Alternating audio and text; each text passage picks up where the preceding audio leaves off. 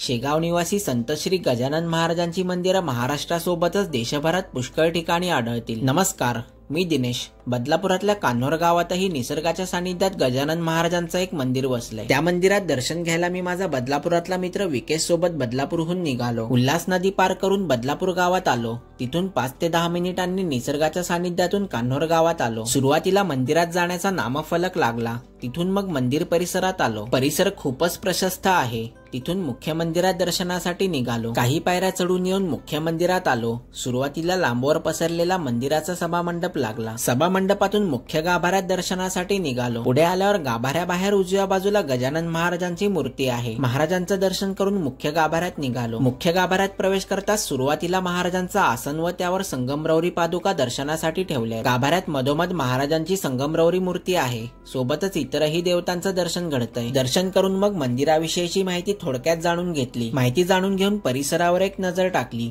बाजूने संपूर्ण मंदिर व त्यावरचा कळस दिसतोय। मंदिरामागून दूरवरच्या डोंगरावरचं मुळगावचं खंडोबा मंदिर दिसलं। तुम्हाला सुद्धा हे मंदिर पाहायचं असेल, इथे कसं यायचं हे जाणून घ्यायचं असेल तर या शॉर्ट मध्ये माझ्या फोटो नाव खाली संपूर्ण व्हिडिओची लिंक मिळेल, ती क्लिक करून व्हिडिओ नक्की पहा।